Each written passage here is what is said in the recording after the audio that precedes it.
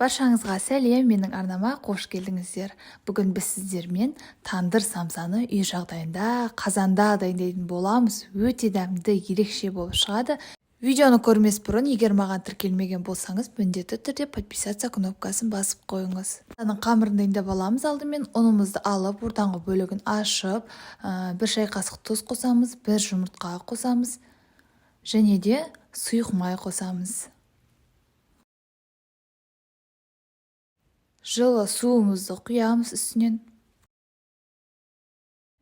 уксус қосамыз. Және де жақсылап араластырып аламыз ортаңғы бөлігін.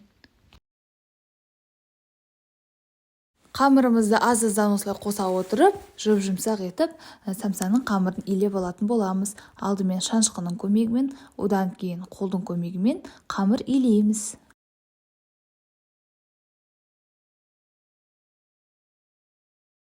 Мінекей 3-4 минут осылай жақсылап қанғанша қамырды жақсылап тұрып илеп алатын боламыз. Одан кейін бетін жауып 10-15 минутқа қалдырамыз.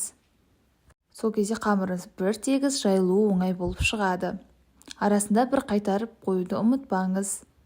Енді осы қамырымызды алып 2 бөлікке бөлеміз, немесе дәл осылай үлкен күйінше жайсаңыз болады. 2-ке бөліп, осылай домалақтап қоямыз. Осылай дөңгелектеп алғаннан соң бірден жайсаңыз болады, немесе тағы да 10-15 минутқа қалдырсаңыз, тез жайылатын болады қамырымыз. Мен бірден жайдым, бетіне ұн себеміз де. Қолдың көмегімен үлкейтіп аламыз алдымен, одан кейін оқтаудың көмегімен жұқа етіп қамырымызды жайып аламыз. Қамыр жаю үшін оқтаудың тек қана 2 шетін басу жеткілікті.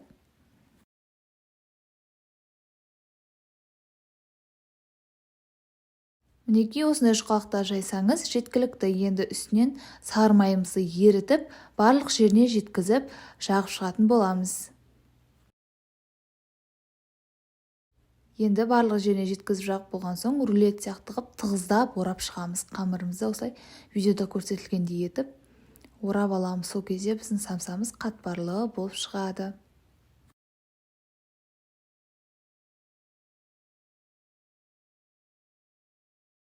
Осылай орап қойдық. Енді целлофан пакетке салып, ағызғышқа салып қоямыз. Енді салмасын дайындаймыз. Салмасына тұздалмаған сиыр етін қолдандым. Кубиктап турап аламыз, майдалап. 300-350 грамм қолдансаңыздар жеткілікті. Осылай етімізді майдалап сақтап турап аламыз. Не болмаса фарш қолдансаңыз, яғни тартылған ет қолдансаңыз да болады. Енді үстінен пиязымызды қосамыз. Ұсақтап туралған 1-2 дана пияз қолданамыз. Пиязы көп болған сайын өте дәмді болып шығады. Құйрық майды да қосып турап жібердім ішіне. Газдалған суымыздан құямыз. Бұл бізге етіміз жұмсақ болып пісу үшін. Енді жақсылап араластырып аламыз. Құйрық майды қоссаңыздар, дәмі ерекше майлы, сочный болып шығады. Келесі кезекте татымына қарай тұз бұрышымызды қосамыз.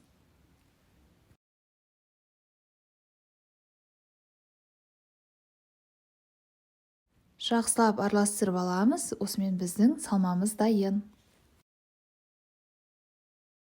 Осындай әдемі салма болып шықты. Енді қамырымызды аламыз. Орташа көлемде үлкенірек етіп, қатты майда қылмаймыз. Үлкенірек етіп, бөліктерге бөліп шығатын боламыз.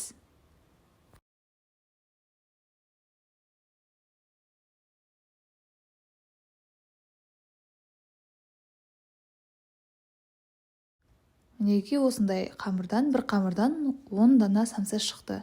Бізде 2 қамыр, сонда 20 дана самса шығатын болады.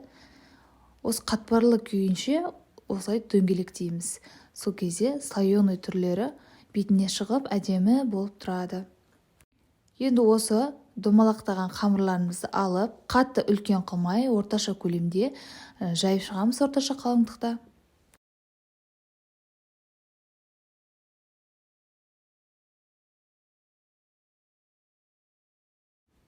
Осылай жайып алдық. Барлық қамырларымызды осылай жайып дайындап аламыз. Достар, егер менің арнама тіркелмеген болсаңыз, міндетті түрде подписаться кнопкасын басып алыңыз, қасындағы қоңырауша белгісін басуды да ұмытпаңыз. Сол кезде менің арнама жаңа ерекше рецепт шыққанын біліп отыратын боласыз. Видео ұнаса лайк басып пікір қалдыра отырыңыз, міндетті түрде жауап беретін боламын. Енді жаңағы жайған қамырларымызға салмасын салып шығамыз. Салмасын көбірек сала беріңіздер, сол кезде өте дәмді болып шығады. Дөңгелек пішінге келтіріп, осылай түйіп шығатын боламыз. Барлығын ортаңғы бөлігіне осылай жиырып жинап аламыз да жақсылап біріктіреміз. Сонымен біздің формамыз осындай әдемі болып шығады. Не болмаса, самса капля деп айтады ғой, тамшы самса деп, солай түйсеңіздер де болады. Қалай түйу, ол өзіңіздің фантазияңызға байланысты. Мен осылай кәдімгі дөңгелек тандыр самса жасадым.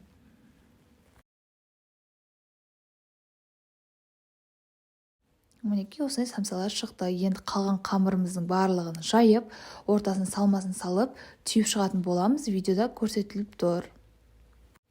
Менің арнамнан, достар, неше түрлі дәмді тағамдардың оңай жасалатын рецепттерді таба аласыздар. Торттар, пирогтар, ыстық тағамдар, барлық тағамдардың рецепттері бар. Сондықтан міндетті түрде тіркеліп, достарыңызбен бөлісе отыруды да ұмытпаңыз.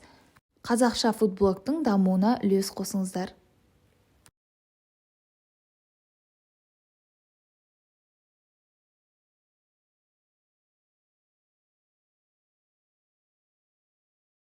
Барлығын осылай түйіп дайындап алдық.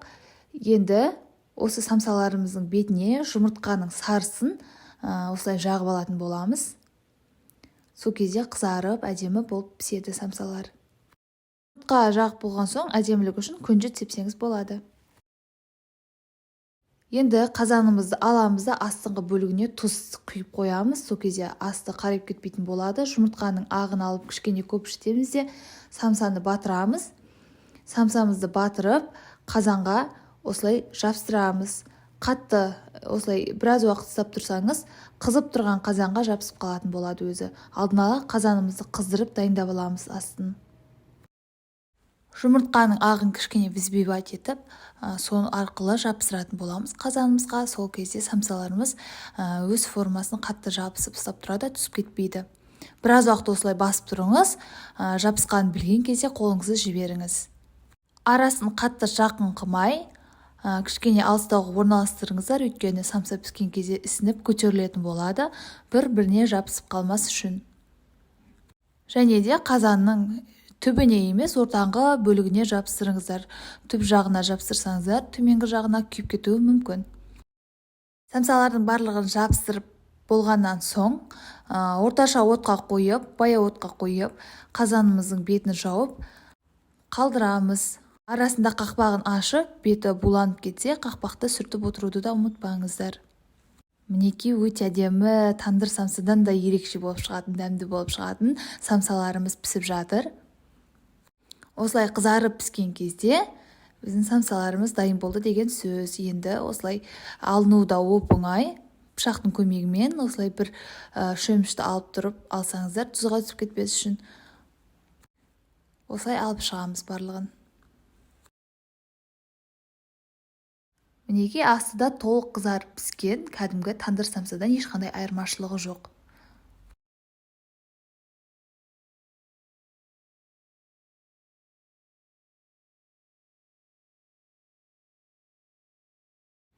Осылай бір жасап көрсеңіз, арасында өте дәмді, міндетті түрде жасап көрсеңіз, қайта жасағыңыз келетін самса. Енді осыны ашып ішін көрсетейін, пышақпен бөліп көрсетейін, өйткені ыстық самса.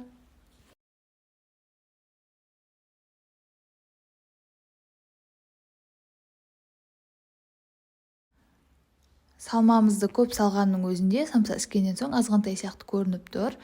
Суы шығып, еті толық піскен, сочный болып шықты. Міндетті түрде жасап көріңіз. Өте қатты ұнады маған, тағы да жасайтын боламын.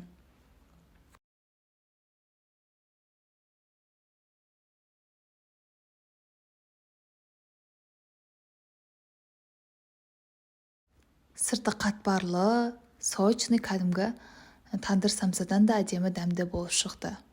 Сіздер жасап көріңіз, астарыңыз дәмді болсын. Сіздермен болған Мадина.